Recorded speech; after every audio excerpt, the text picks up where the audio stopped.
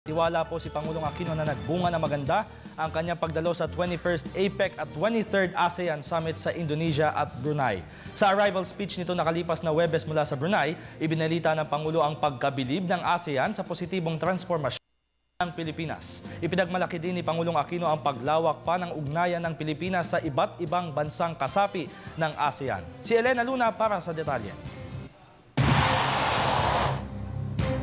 Matagumpay at makabuluhan, ganito inilarawan ni Pangulong Aquino ang 5 araw niyang naging pagbiyahe sa Indonesia at Brunei para sa APEC at ASEAN Summits. Unang araw pa lamang natin sa APEC, Economic Leaders Meeting sa Bali, Indonesia, kitang-kita na ang mainit na pagsalubong at sa hindi ko pagbibiro, pagkamangha ng ibang mga bansa sa nagaganap na positibong transformasyon dito sa Pilipinas.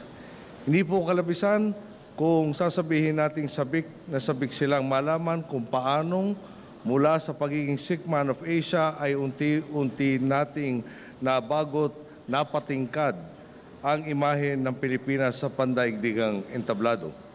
Naging pagkakataon rin ng APEC Summit sa Bali, Indonesia para magkaroon ng pagpupulong si Pangulong Aquino at ang Hong Kong Chief Executive na si Leung Chun-ying. Sa kabila ng mga insidenteng sumusubok sa ugnayan natin sa Hong Kong na mayani ang resonableng pag-uusap, mas pinili ng Pilipinas at Hong Kong na pagtuunan ng pansin ang kolektibong oportunidad na magbibigay daan sa paghilom ng anumang munting lamat sa ating mahabang pagkakaibigan.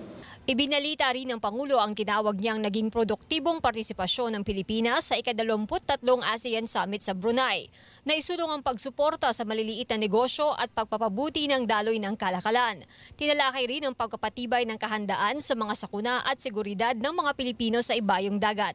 Sinabi rin ng Pangulo na muling nanindigan ng Pilipinas sa pagpapatupad ng nilalaman ng Declaration on the Conduct of Parties sa South China Sea. Sa bawat salitang ating binibitawan, naging malinaw po. Ang Pilipinas ay hindi na lamang basta isang munting tinig.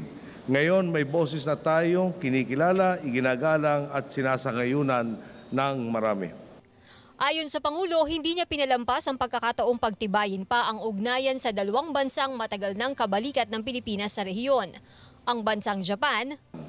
Sa naganap na bilateral meeting kasama ang punong ministro ng bansang Hapon, na si kagalang-galang Shinzo Abe, gusto na po nilang mapaagang maihatid sa atin ang 10 role response vessels na magagamit ng ating Coast Guards at ating po in order para sa pagpapatrolya sa ating baybayin.